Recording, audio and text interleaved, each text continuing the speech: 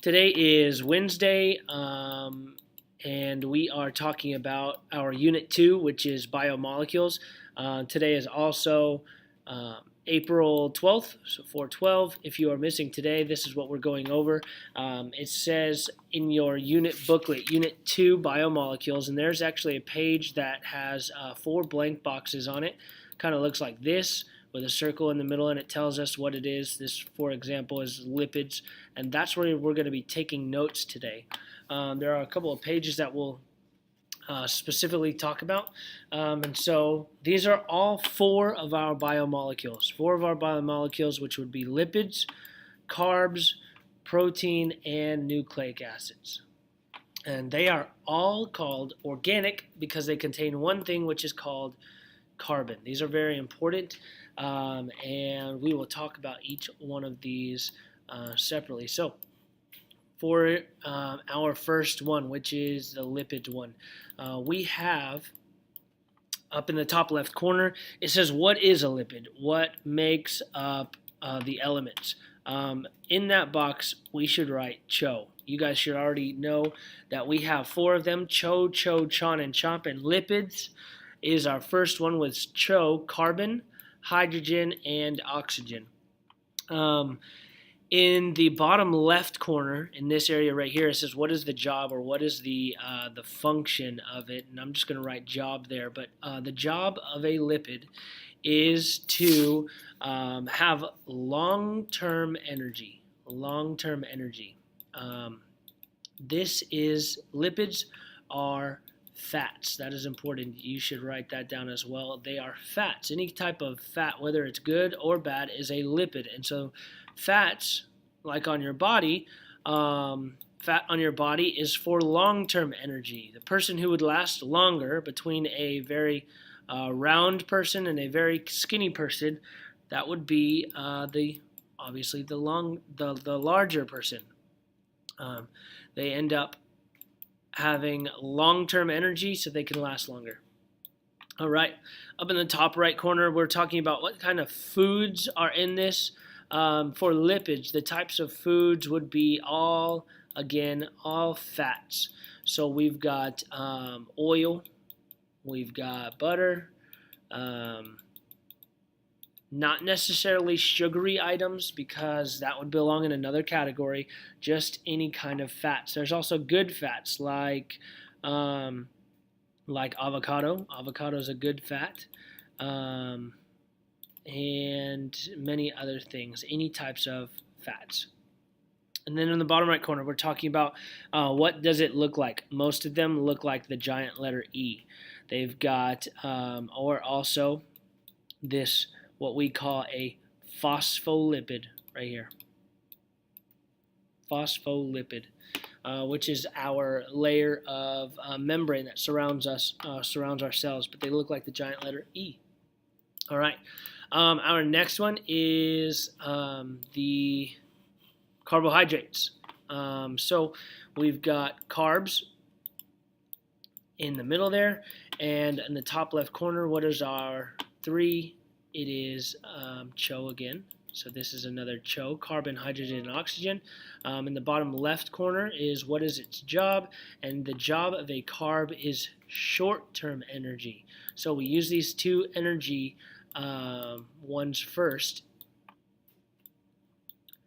because when we say short-term energy, these are things that we would use for sprinting. Not long-term like the fats, but quick energy as fast as we want. That would be for sprinting or anything that we're doing very quickly.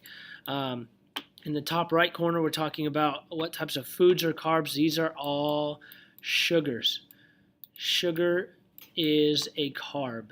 Any type of thing that is sweet, anything that has a lot of sugar in it, especially things like glucose, if it ever mentions that, or anything that rhymes with gross or ends in os. Remember those things, especially for your quiz today. And then lastly, we have what do carbs look like? That is that little octagon thing. Something that looks like this, that is a type of carb, and it has the elements CHO on it, CHO. All right, on our third and almost final one, we have the protein. Now, we've talked about protein a lot. We're going to go into protein more often later, but this one is, we covered this at the very, very beginning of the year in this biomolecules unit, and proteins have CHON, CHO, and N, which stands for the nitrogen. Whenever you see anything with the molecule nitrogen in it, it is more than likely a protein. The job of this organism, this biomolecule, is to help our muscles.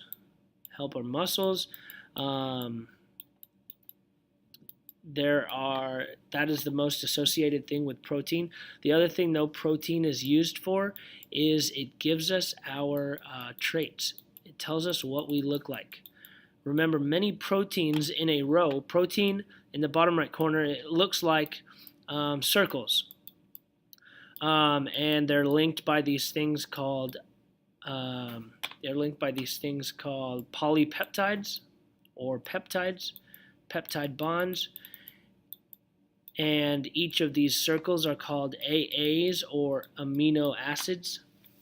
And with this, the proteins, or the order of the proteins, order number 1, order number 2, order number 3, tells us what we look like. Or gives us our looks, gives me my blonde hair, gives me other things. So it tells us our traits. That is the most important part about proteins. And then lastly, what kinds of foods? That would be any type of meat. Eggs have a lot of protein in them, things like that. All right. And moving on to our last one, which is our nucleic acids. Nucleic acids have first of all CHOMP with the N and the P. P standing for the phosphorus. Nucleic acids, you're going to have to remember, or you should remember, that they have that phosphorus right there. They have a sugar, and lastly, they have, most importantly, our nitrogen base. That is that three-part thing right there. Remember, many of these put together form let's draw that little house thing there, draw the sugar again, and there's our nitrogen base. Remember, these form our DNA strand, so they'll end up looking like this and crossing each other there. And some foods is all living foods. Anything that used to be living, something that came from a tree like an apple, something that used to be alive like meat, all living things have nucleic acids in them.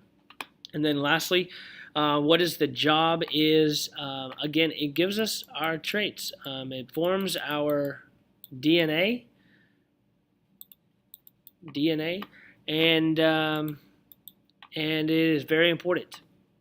We should remember all the nitrogen bases, which we will probably go over later on, but remember what this looks like.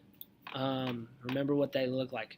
Each of these has a monomer, which is very important as well. And here's that big chart, but each of them has a monomer, and lipids, they do not have a monomer.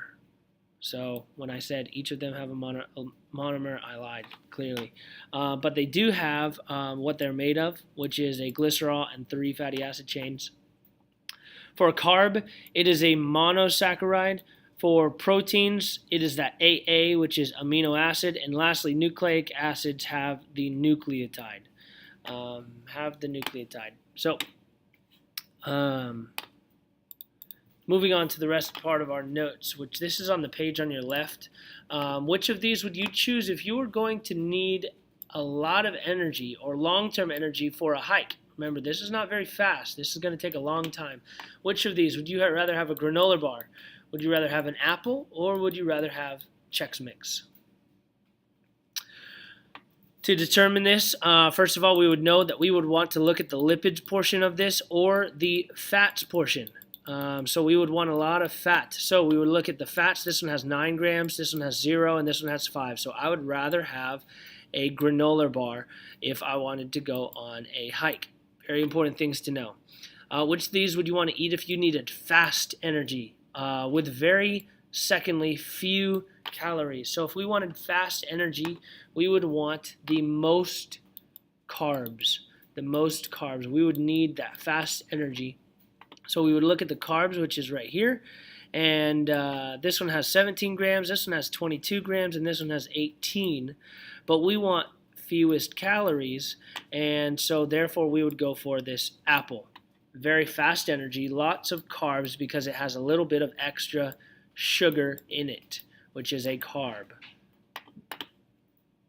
And the last part of our notes is talking about enzymes.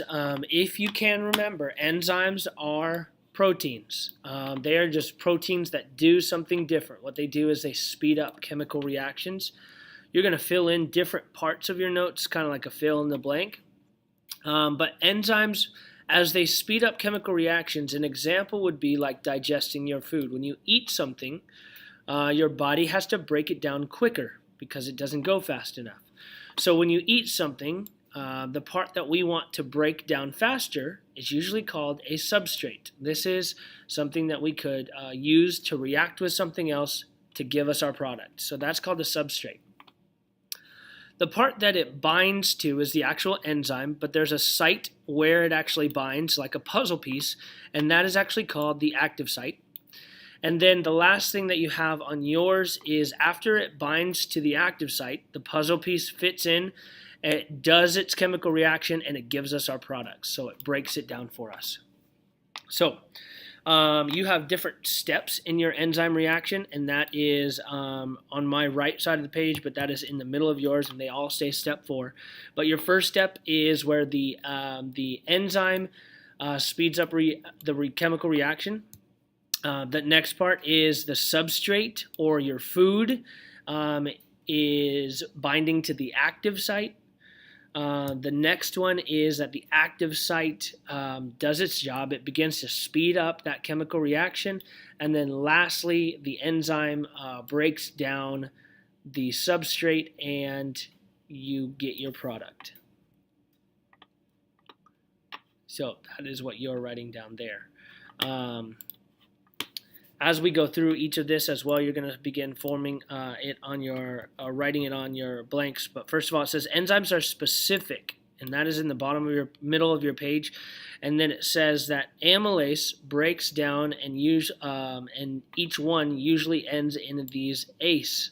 So amylase, what it does is it breaks down food with saliva, and usually they break down carbohydrates, which are again sugars. Protease. Protease is one that breaks down proteins. It starts with pro. And then lastly, lipase is something that breaks down lipids. L-I-P, L-I-P. So that is found in a different spot, each one. But the enzymes work. The next thing is by reducing the amount of activation energy. By activation energy needed to complete a reaction. So for example, here's a chart. It shows us energy on the side. The higher the energy, the higher up you go, the more energy it takes. For this to work right now, let's say this is breaking down food, it's going to require this much energy all the way up here at the top. But with an enzyme, if you add an enzyme into it, the amount of energy required to start this reaction only requires this much because the enzyme helps speed it up. Some factors that can affect how enzymes work would be temperature, substrates, and pH.